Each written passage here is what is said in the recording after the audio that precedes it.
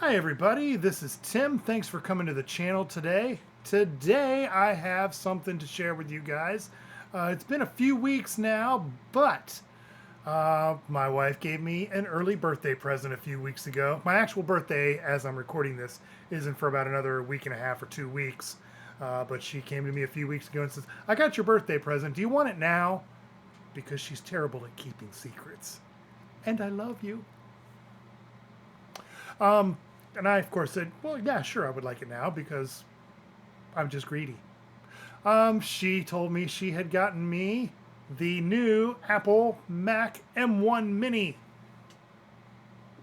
I have been kind of drooling over these things after watching a lot of videos here on YouTube about this thing and how amazing its performance is. So I was like, yes, I need it.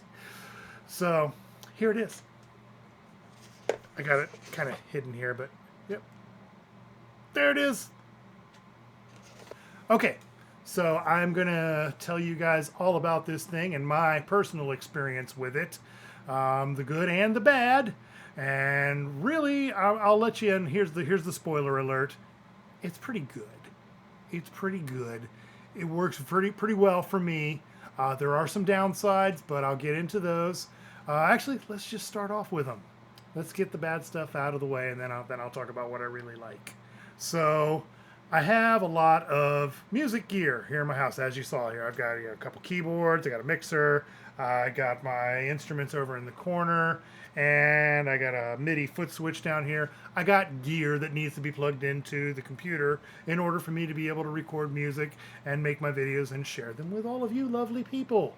Speaking of all of you lovely people, if you're one of those lovely people who is here for the first time and you're at all interested in using your home computer to record music and make videos and share them with the world and inspire your creativity, then please do me a favor and hit the subscribe button. That would be awesome. That helps me out a lot. Also, I'm going to tell you guys right now, I'm going to have some links here in the video down in the description.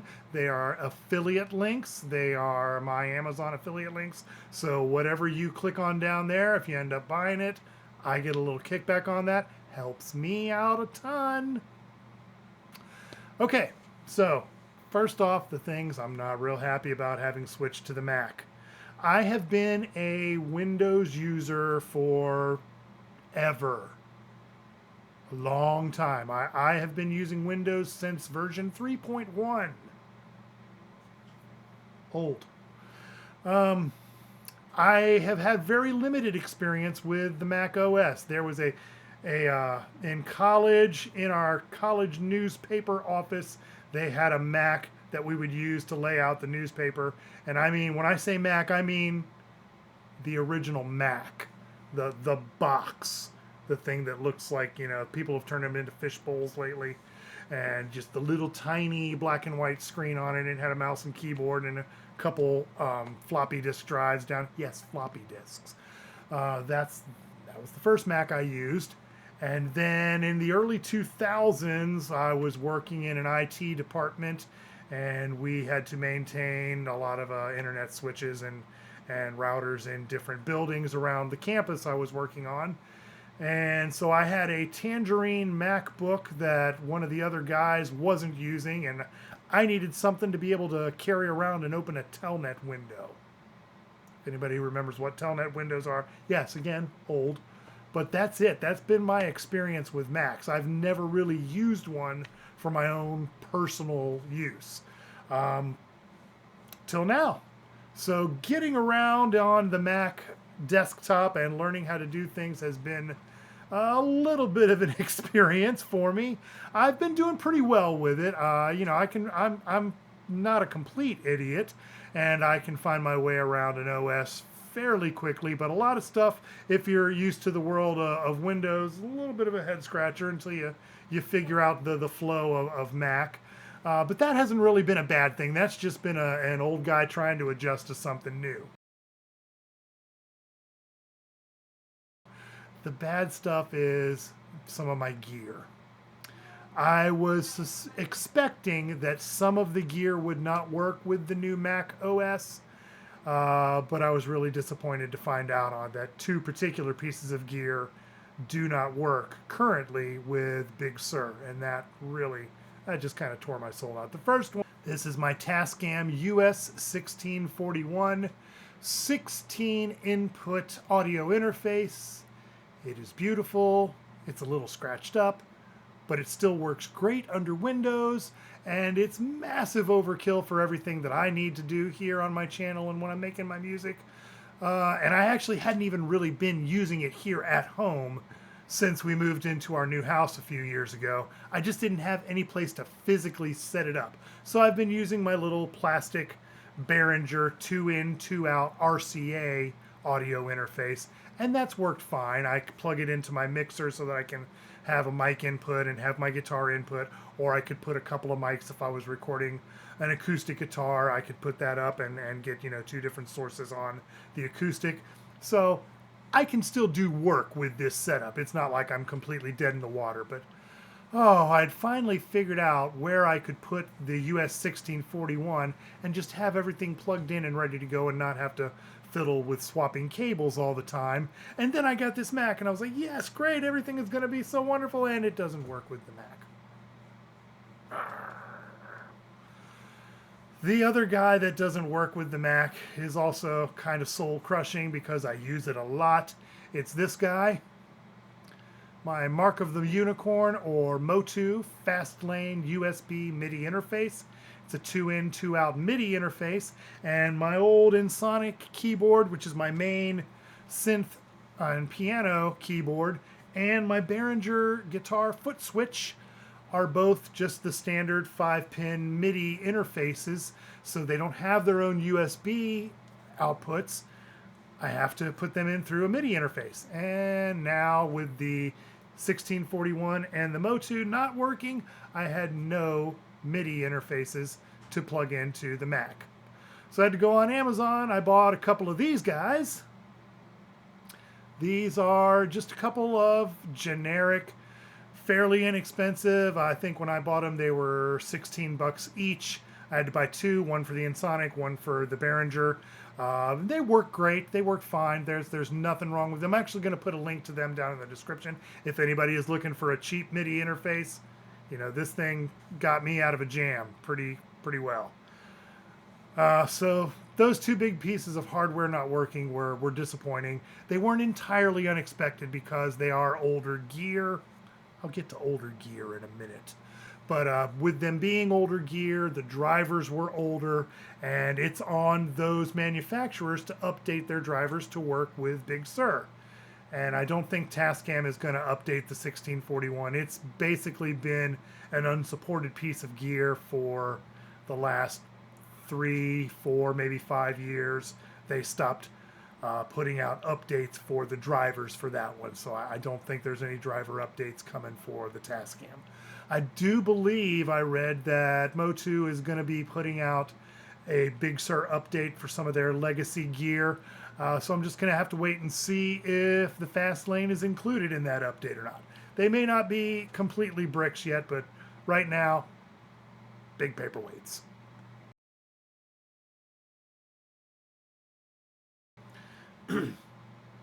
Software so far is kind of a mixed bag. A lot of stuff has not yet been updated to run the optimized versions that you have to get to run well on the M1 chip. Now, that being said, the Intel versions of stuff, I'm told, are working fairly well. You're not going to be seeing the full M1 performance out of those pieces of software, but they'll work. You're not going to have any problems with that. But as time goes on and more manufacturers start getting their stuff optimized for the M1 chip, I think that problem's going to go away. My biggest problem has been some of the older plugins that I like to use. They're kind of hit and miss. Sometimes they'll install all right. Sometimes I'll go to activate them with their serial numbers and I'll get an error message and say it couldn't be done. But then most of the time when I've gone back into my DAW and looked through my VST and my plugin list, the VST version hasn't been there, but the AU version has been. So I can still get the software and use it for the most part. I haven't really found anything oh my gosh, that isn't working yet. So I think that's a problem. It's kind of a hiccup. It's kind of a nuisance, but it's a problem that I think is going to be going away in the future. Now let's get on to the good stuff. Wait, let me show you one more bad thing. I didn't put this earlier in the video, or I should have. Let me edit that out. Okay, so the main reason that I wanted to switch in the first place, and I'm so happy that my wife got me this for my birthday present, was that this guy, this is the old Sony Vaio laptop that I've been using for several years now. Actually, it was my wife's laptop when we bought it about 8-9 years ago. And it was a beast of a laptop back then. It was the first gen of the i7 chip, had 8 gigs of RAM, had a terabyte hard drive. Lots of power in this thing. But it's an 8 or 9 year old laptop now. It's getting, well past its shelf life. And for my audio work, it's still fine. It still worked running most of the VSTIs I use, the virtual instruments. It runs Reaper great. It works with all of my interfaces and all my outboard gear just fine. I can do, within reason, most anything that I want to do audio-wise with it. The problem has been video editing. As I've been trying to grow my YouTube channel and make more and more videos on here and for Instagram and TikTok and everything else, it's just not been working out at all. Let me show you what I mean. All right, so here we are in DaVinci Resolve version 15 on my old Vaio laptop. This has been a great laptop. We bought it many years ago, and it's obviously just an older laptop now. It's really not keeping up with the needs of video editing. What I've got loaded up here is just a 720p video clip. And you can see over here I've put some text over it, and there's a couple other things that happen later on in the video. I just wanted to show you what kind of performance we're getting from this setup. This is, like I said, this is version 15. On the Mac side, they're up to version 17. I did try to go up to version 16 and 17 here on this Vaio laptop, but it just didn't work at all. And you can see I hit play, it kind of fades in. You can see it's real jerky. And this is just playing the clips. Now you should have seen text pop up there, but the whole screen just froze. There it finally shows up at the top. Now if I stop this and I try to take my red line here and scrub back and forth, you should be seeing this go frame by frame as I slide, but it's just jerky and all over the place. Really, you can kind of get a video edited this way, but man, it takes forever, and the render times were ridiculous. If I had a 15-minute video clip at the end, my render time would be anywhere from 30 to 40 minutes waiting on that thing to finish rendering. Okay, let's go back over to the Mac. Okay, so you saw how jerky that was. Dropped frames. I can't even say dropped frames like there's just one or two. It's like dropped sections of video. It's a nightmare to try and edit it. Now, if I'm really patient, I can get something done in it, but man, it makes you want to just tear your hair out. But now let's take a look over here on the Mac.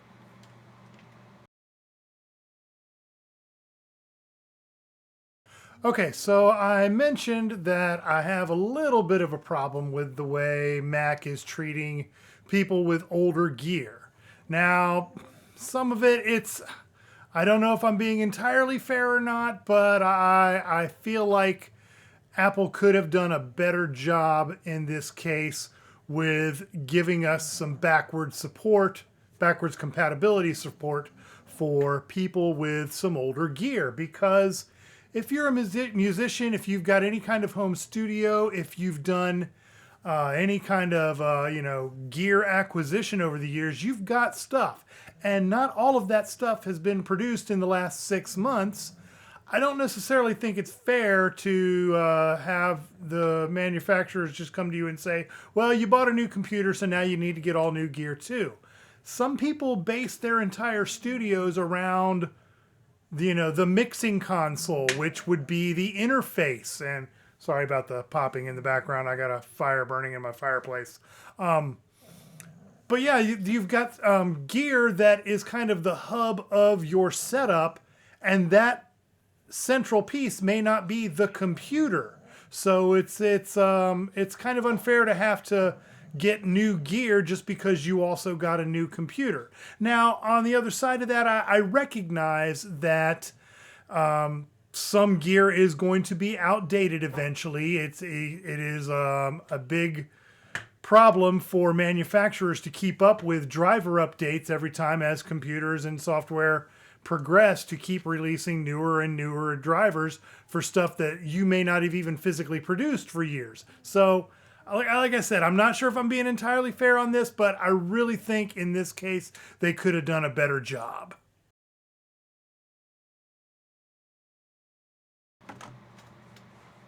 So here we are. This is DaVinci version 17. This is the version that is optimized for the M1 chip.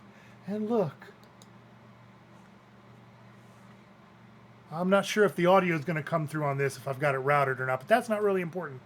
Look how smooth it is. Everything's playing exactly like it should be. Hey, look, things are popping up. And if I stop and I grab and start scrolling back, look how smooth that is. Hardly a dropped frame anywhere. And when I roll over, things like this. Okay, my cursor on the screen gets a little bit jerky right there, but I can still go right there frame by frame, however I need to work.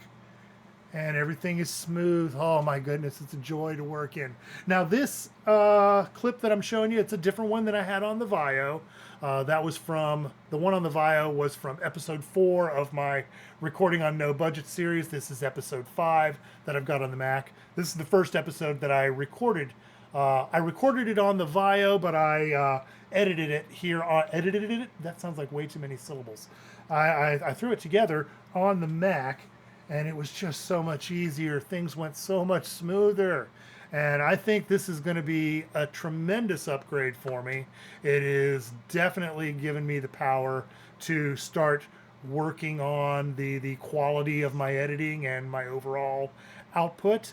I think this is going to be awesome. Again, you guys, I am going to put links down to the Mac M1 and to the MIDI interfaces I bought, and I may throw a few other things down in there. Those are my affiliate links through Amazon. I'd really appreciate it if you guys use those. I get a kickback off of that. Helps me out, helps to support the channel, and I would really appreciate you guys using those. If you have not subscribed already, please hit the subscribe button. Let me know you're out there and that you're interested in this stuff that I'm making. If you've got any suggestions for me, anything you'd like to see me do in the future, leave me a comment, shoot me some kind of a message. And you guys can also look me up on Instagram at TimBMusician, TikTok, same name, at TimBMusician, and on Twitter at BrownTE. I'll put a link to my Facebook page down in the description. And you guys can also visit my website, timothy-e-brown.com. And over there, I try and keep all my updates together, and I put all the affiliate links over there as well. That site's going to be growing as I expand and get into new stuff. And I hope to hear from you guys real soon. I'll see you next time.